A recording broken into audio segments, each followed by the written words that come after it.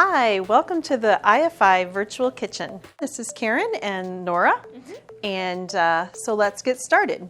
So the ingredients for making pumpkin muffins is 1 3/4 cups of all-purpose flour, 1 cup of white sugar, 1/2 cup of dark brown sugar, 1 teaspoon of baking soda, 1/2 teaspoon of salt, 2 teaspoons of cinnamon, 1/4 teaspoon of ground cloves, 1/4 teaspoon of nutmeg, 2 eggs, 1 15-ounce can of pumpkin, 1/2 cup of coconut oil melted, 1 teaspoon of vanilla. So to get started, we're going to preheat our oven to 375. Okay, and we also need muffin tins, and then we're going to use muffin liners. So Nora, let's have you measure out the 1 3/4 cups of all-purpose flour and put that in this container. So Nora has a 3/4 measuring cup that makes it very easy.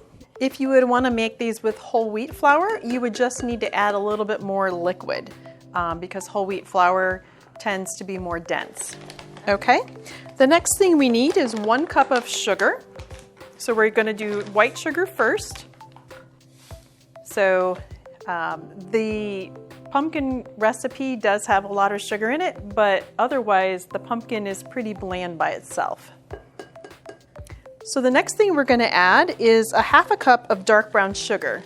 So what's different about dark brown sugar compared to white sugar is that dark brown sugar is very hard, where the white sugar is very, what's the word I want, thin.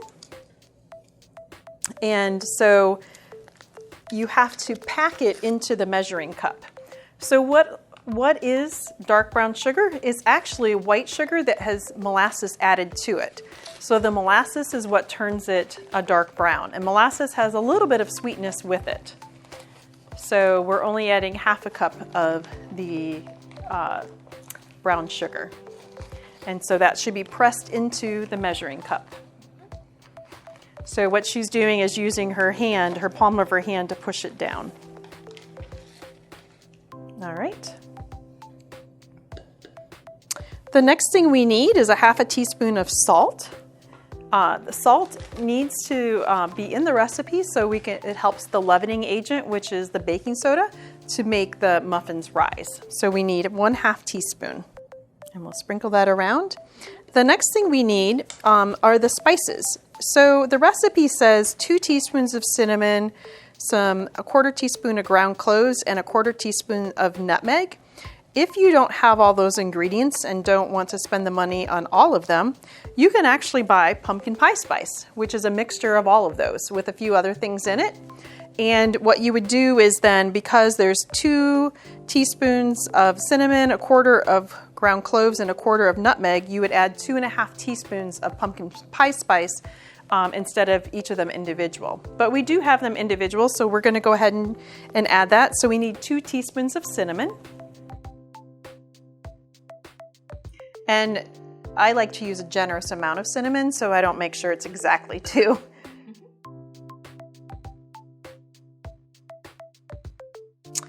The next thing we'll add is 1/4 teaspoon of ground cloves. Cloves kind of have a very strong smell, and actually cloves are used in baking like meats to give a deeper flavor to the meat. They also have been used as an antiseptic in the past. So it can be used to help prevent bacteria or to prevent your friend from getting into the container. There we go.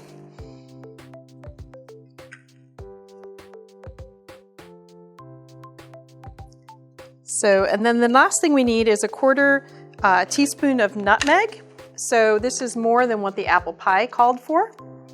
So we'll need about 15 swipes. Okay. And fresh nutmeg just has such a wonderful aroma, and it gives great flavor to the muffins.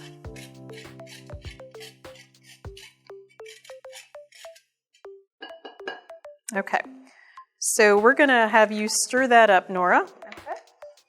So this recipe can be done with or without a mixer, and actually the recipe calls for just doing it by hand, which I think is what we're going to do, since not all students will have a mixer, hand mixer. So we just need to make sure we get all the lumps out. So the recipe actually calls then for putting all of the liquid things together. And so the first thing we need to do is we need to open the can of pumpkin. So any of your canned goods that you get at the store, it's highly recommended that you rinse off the top. One, there could be dust or just anything on there that you wouldn't want in your the dish that you're making. So I highly recommend just running it under the sink water to clean it off.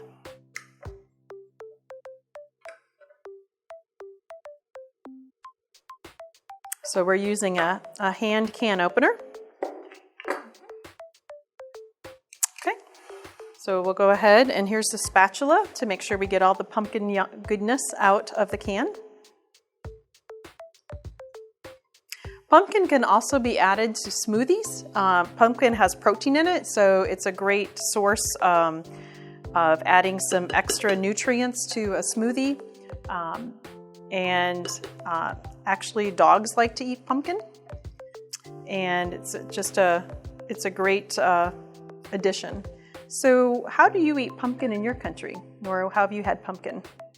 My family usually just steam them and have them as one of the dishes. Okay, so like a side dish. Yes. Okay. Do you put anything on it, any herbs or spices, or do you eat it just that way? My family don't usually do that, but I think it would taste maybe better if there's any other seasoning or flavor with it. Okay. All right. The next thing we need is 2 eggs. I'm going to help start to stir this.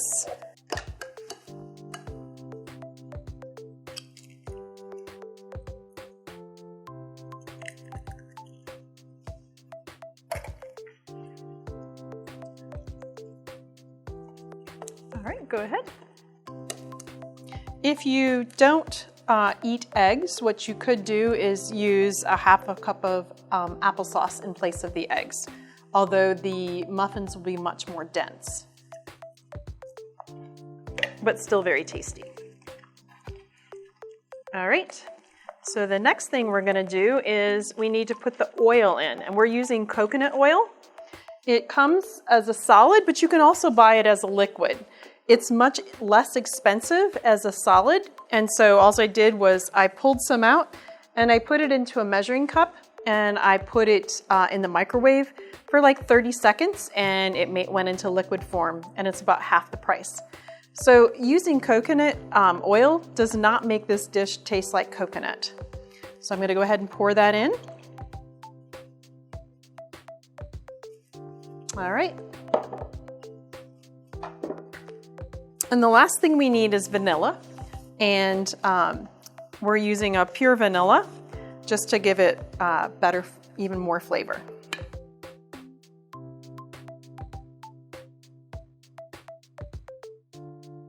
We forgot the 1 teaspoon of baking soda, which is one of the most important things, otherwise the pumpkin muffins will not rise. So I will go ahead and we'll do that. I can take over this. Okay. So we need 1 teaspoon of baking soda, which is the leavening agent. You can run it against the top of the lid, and that makes a nice cutoff and make sure that you get just the right amount of baking soda. So I just want to make sure that all of the flour from the bottom is incorporated into the actual batter. So while I'm doing that, I'm going to have Nora choose some of the cupcake liners. Let's do these first. Okay, oops. We have toothpicks to check their doneness. Things that you can add to your batter if you don't want just a plain pumpkin muffin is you can add chocolate chips, you could add raisins, you could add nuts. Those are some of the common things that can be added to the muffins. So I like to use a muffin ice cream scoop. The nice thing about it is it has a little lever on it that pushes the dough out. If you don't have that, you can use a 1/4 cup measuring cup to fill each of the muffin spaces. So we're going to have Nora go ahead and fill those the muffin tins. Do you remember how to use it? Here, let me show you how you do it. So what you do is you fill it up, and then I squeeze the handle together. Okay. Like that. Okay.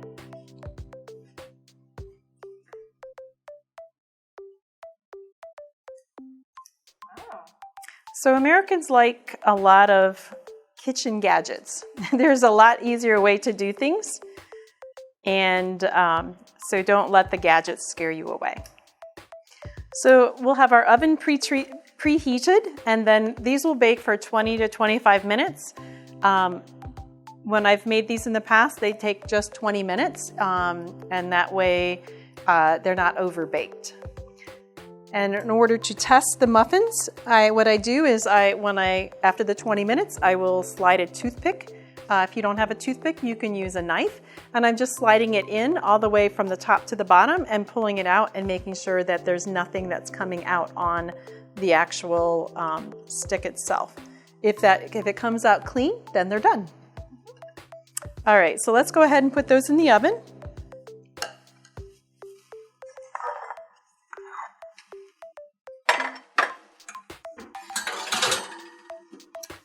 And 20 minutes later, there's our pumpkin muffins.